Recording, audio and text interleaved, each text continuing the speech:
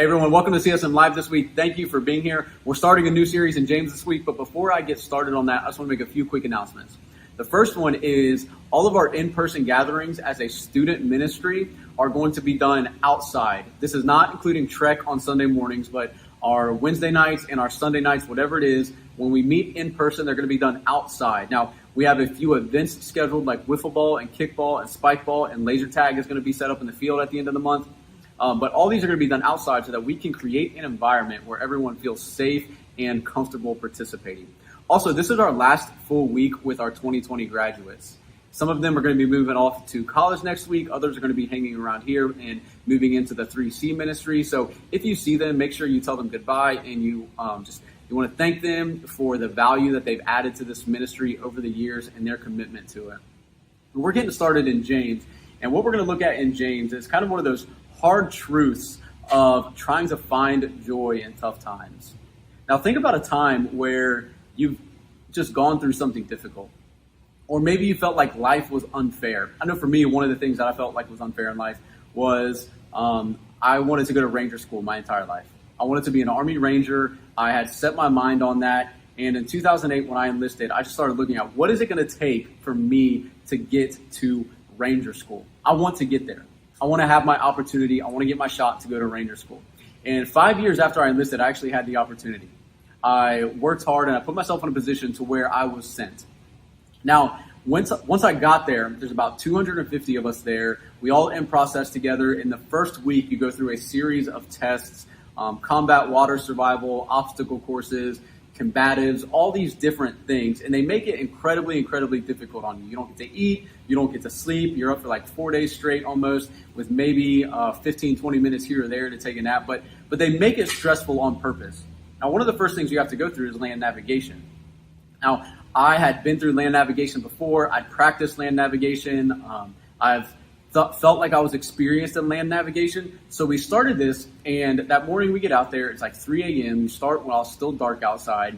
And I got my points. I sat down. I plotted all my points on the map, and I took off. Now, I had 4 hours to find 4 out of 5 points. And some of these points are miles apart. They're out in the woods, and a point is just a pole with a sign on it, and it's all you have to find it is a map and a compass. So I'm out and I'm looking and I'm going around, and I know I'm in the area because the map and the terrain that I'm looking at on the map is matching where I'm standing in. I'm just walking in circles looking for these points, and I can't find them anywhere. Eventually, I find my 4 out of 5 points, and I start booking it back to the finish line so I can get there before time runs out. I had the finish line in my sights, and I can even see it in slow motion right now that as I'm running, about 30 to 45 seconds out maybe, the air horn blows. I capped on time. My time expired, and I got sent home. Now, southern Georgia that year had an incredible amount of rain to where everything was just overgrown, and the brush and the weeds just through the woods and around the signs, everything was covered up. So I could be circling that sign for 20 minutes, really, really close to it, maybe even just feet away, and I couldn't see it because everything was overgrown, blocking it. And as I crossed that finish line, I'm thinking like, I couldn't see the sign. I know I was close to the sign. I'm only 30 seconds late. Like, you're really not going to let me pass? And I almost felt like it was unfair. But then what they did was they separated everyone who failed. They either didn't find 4 points or they capped on time like I did over to one side. And everyone who passed, they put them over on the other side. And that was when I realized, like, this wasn't unfair. I may not be happy with the result because I failed to meet the standard, but there were other people who had the same standard, the same circumstances, the same variables, and they were able to overcome and they were able to pass. And one of the things that we're going to look at in James, especially in James chapter 1 here, is this idea that we all endure trials, but we get to choose how we deal with those. We get to have a say in how we're going to respond to things that we go through. And starting in James chapter 1, let's read verse 1. It says, James, a servant of God of the Lord Jesus, to the 12 tribes in the dispersion, greetings. I want you to think about something. Where are you usually your worst? Probably at home, right? Usually have your worst attitude at home. You'll usually speak your mind at home. This is where people really get to see you for who you are. Like you can't really hide from your family who you really are.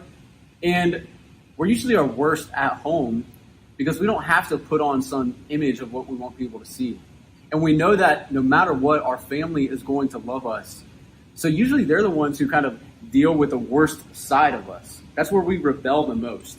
And the author of James is none other than the half-brother of Jesus.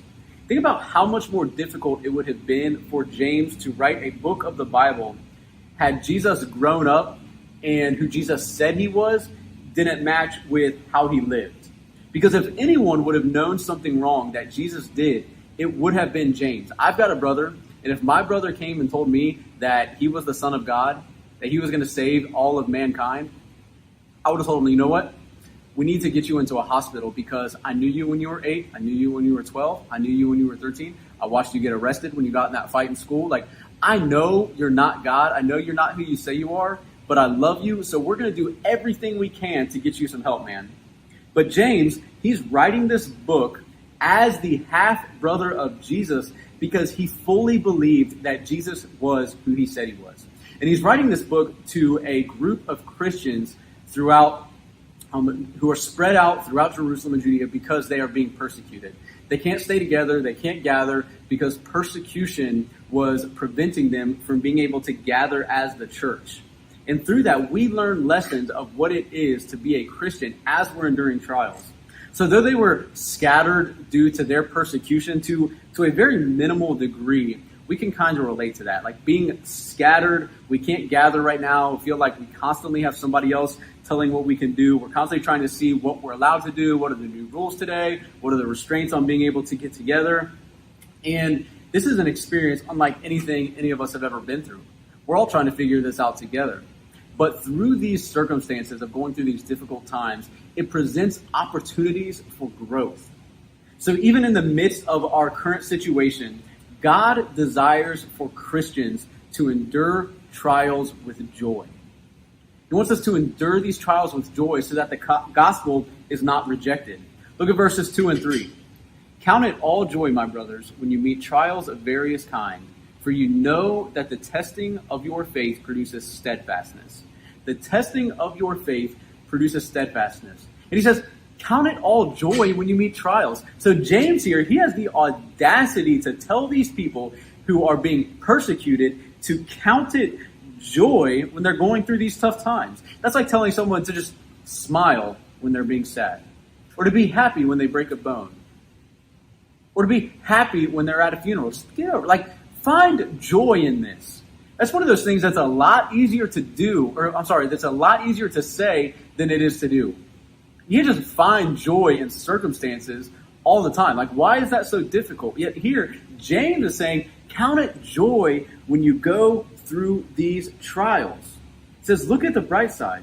And his command to choose joy is much deeper than saying, just be happy. But James says, we are to choose joy because these trials produce endurance. They produce endurance in our faith. So I want you to think about something. What is the hardest sport that you've ever played? Or something that you've really committed yourself to that you wanted to be good at?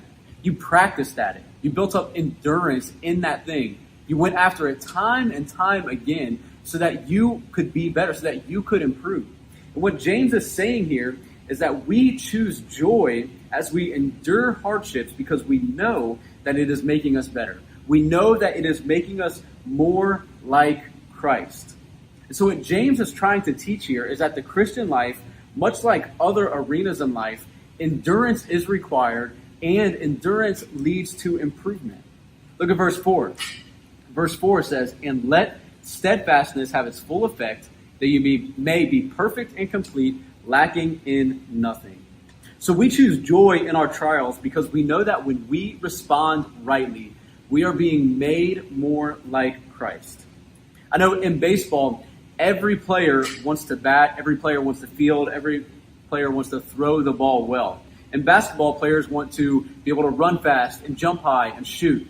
In music, people want to be able to play their instrument well. They want to be able to play their guitar well. They want to be able to sing well, play their piano well. Whatever it is that you're pursuing in life, you want to be able to do it well. In college, if you want to be a good student, you don't want to just excel in one class, but but you want to excel in many classes. In high school, same thing. If you want to be an honor student, just getting an A in one class while getting C's and D's, just barely passing, that's not going to do it.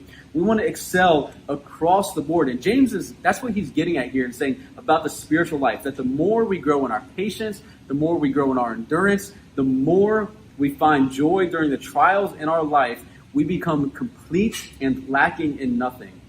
Now, this completeness and lacking in nothing, this will not become completely realized until we are united with Jesus in heaven. But we can choose to be more like Jesus every day, and we do that by finding joy in our trials, knowing that they're producing endurance and steadfastness in our faith. So how do I find joy? When everything's going wrong, when I'm in the midst of something that I cannot find joy in, how do I find joy? One, ask for wisdom. Ask for wisdom. We want to look and we want to ask for wisdom when we're going through hardship in life. We need to ask God for wisdom on how to endure it, and we must ask him in faith. When we say ask him in faith, it doesn't mean to just ask in faith that knowing God will answer and that he will help. But asking God in faith means asking him specifically in a way that you can have the wisdom to come through this trial glorifying Jesus. And we want to pray. We want to pray in order to ask God for wisdom, but we must have a prayer life during our trials. Now, some people, they never pray during their trials. They try to burden themselves and handle the load on their own. And other people, they only pray during the trials. They treat God like maybe he's some sort of lifeguard just waiting for people in dire situations to come that need to be saved. But in all of life, prayer is an absolute necessity. We must never neglect God during the hard times, but we also must not only go to him in the hard times. We should have a life of prayer. That God has called us to choose joy during our trials in our lives because they make us more like Jesus. So through our trials, in the midst of them, we are able to choose joy because we have a hope. The resurrection of Jesus has given us hope above death, which means it's given us a hope above everything else. And I can endure my current circumstances, and you can endure your current circumstances because of the hope you have in the future.